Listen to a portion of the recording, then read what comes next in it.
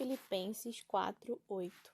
Finalmente, irmãos, tudo que for verdadeiro, tudo que for nobre, tudo que for correto, tudo que for puro, amável, tudo que for de boa fama, se houver algo de excelente ou digno de louvor, pensem nessas coisas. O apóstolo Paulo, ele entregou tudo nesse versículo, no que se refere a pensamentos, usos e costumes. Algo que gera muita divisão é essa questão da tatuagem. Se pararmos para ler e ouvir os argumentos dos dois lados, veremos que ambos têm uma base. E eu carrego comigo um exemplo que eu ouvi de algum pastor e que fez muito sentido para mim, que é o seguinte, nesse quesito da tatuagem, né? Se fazer tatuagem vai ferir o evangelho de Deus, o evangelho do Senhor, dentro da minha família, se a minha família não vê com bons olhos, a minha família, os meus amigos, as pessoas do meu redor, se isso vai causar dúvidas nele acerca do evangelho de Cristo, se o evangelho de Cristo vai ser ferido a partir dessa minha atitude, dessa minha escolha, então é eficaz, é viável que eu renuncie à minha vontade. E sobre renunciar à vontade,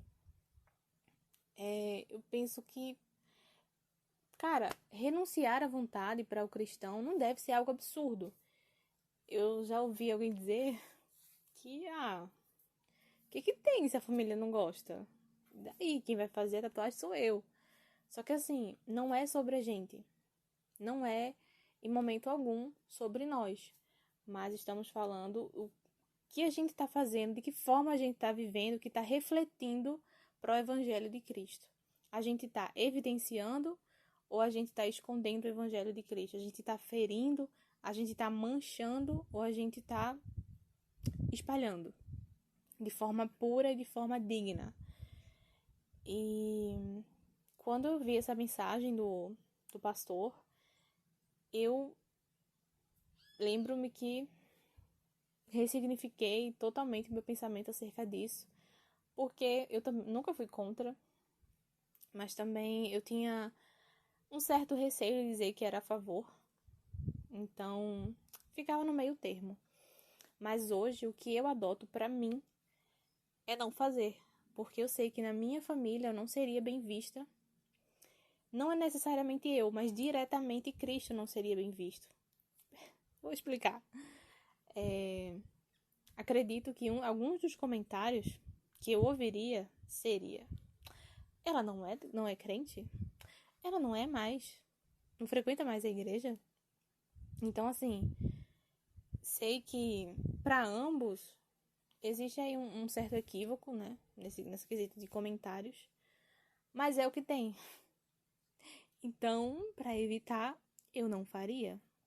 Eu não farei, né? E eu acho interessante, particularmente eu acho interessante, eu acho bonito. Só que assim, eu preciso renunciar. Não pode ser um absurdo para mim renunciar a essa vontade. Seja tatuagem, um piercing também, que não seria bem visto, exemplo, né? Na minha família. Então, assim, por que não renunciar? Talvez essa seja a pergunta. Por que não renunciar se o evangelho de Cristo é isso? Tome a sua cruz, negue a si mesmo e siga-me.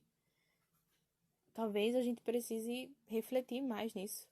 Será que a gente realmente está se dedicando, se empenhando a negar as nossas vontades ou a gente está se auto-enganando? E para finalizar, não poderia fechar com um versículo diferente, a não ser Mateus 16:24, que traz a mensagem de sacrificar vontades e prazeres em prol de algo maior. E renunciar é obedecer e seguir com a cruz.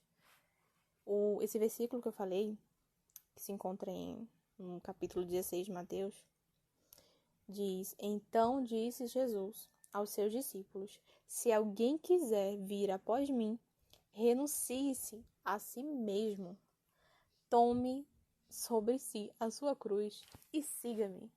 Outro versículo que também já entrega tudo sobre renunciar às vontades.